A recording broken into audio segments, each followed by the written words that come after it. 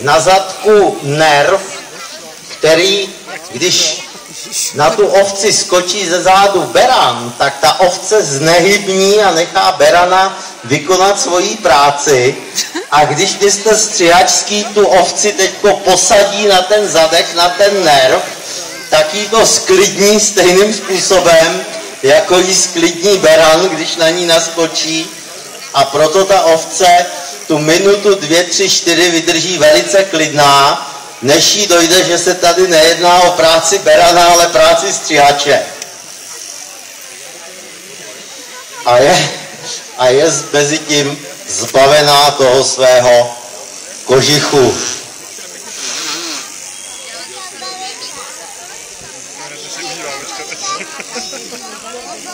Jinak jsme si všimli i toho, že ovce mají v uších známky žluté.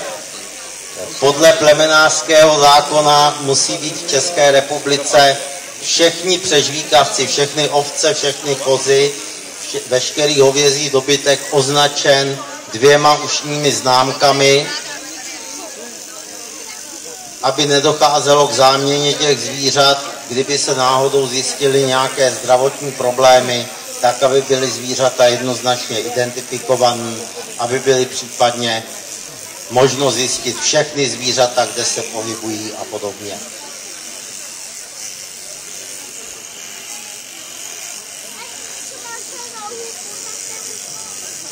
Jinak ta situace v současnosti u těch masných ovcí, případně u ovcí, které jsou překřižovány převodním křížením na ovce masné, tak už je jiná, nestříhají se ty ovce zpravidla 2krát ročně, ale jenom 1 ročně. Ta stříž se provádí buď to v období, kdy má ta ovce, tak do těch 2 měsíců před porodem jehňat, aby byla ovce méně chlupatá v době, kdy se narodí jehňata, aby se dostali k vemenu, aby našli vemeno snadno a dobře se jim pilo. Pokud se to nestihne do této doby, tak pak je potřeba s tou ovcí jenom opatrně manipulovat a ostříhat ji jenom někde kolem vemene, aby tam ty chlupy jehňatům nepřecházely. A to vlastní stříhání provést v období před připouštěním těch ovcí, což je období někdy září, říjen, podle toho, kdy ten ovčák plánuje, aby se mu rodily jehňata, protože tam je zase potřeba jí zbavit té vlny, aby beran neměl tolik práce, když bude tu ovci připouštět. Čili bývá to termín stříže buď to zimní, nebo na ten podzim.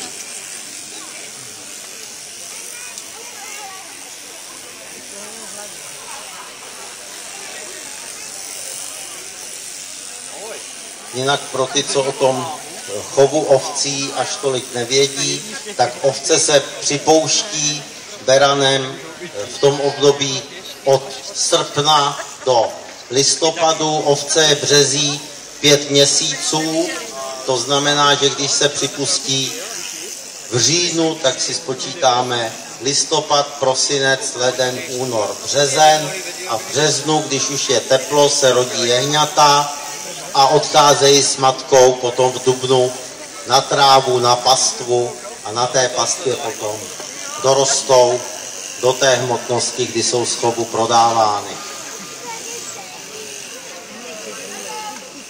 Tady vidíme, co se týká plemena ovce, tak tohle to je ovce, která se nazývá zušlechtěná valaška.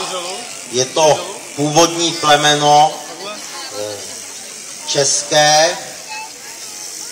My máme ještě jedno národní plemeno a to je šumavská ovce. Ale už i tato zušlechtěná valaška je tady používána jako matka v mateřské linii a připouštěná je beranem plemene kombinovaného, čili výrazně zmasilejšího typu a ty jehňata z toho křížení jsou potom využívána pro prodej jako jateční jehňata.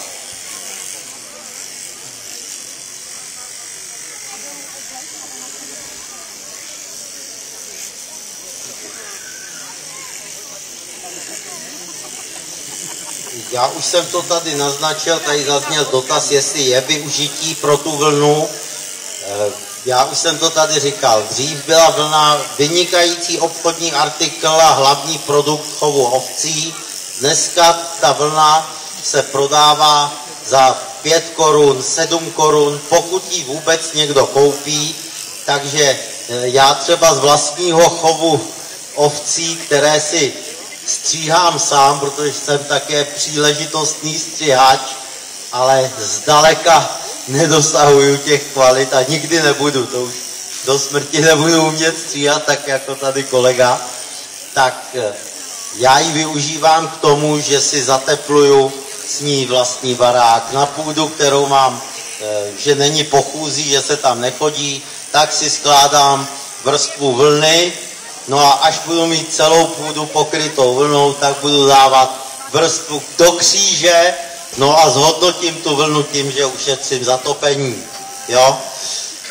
Jinak ovčí vlna obsahuje látku, kterou známe pod jménem lanolín, nebo vlnotuk. Je to látka, kterou ta ovce má, ona ji chrání před tím, aby se ta vlna promočila. Ta vlna je mastná a ten lanolín má i tu výhodu, že odpuzuje do jisté míry hmyz, takže já tam tu vlnu mám už mnoho let nepranou, neošetřenou, jak je, a žádný hmyz, žádná potvora se do ní nedostane, protože ten lanolín je odpuzuje.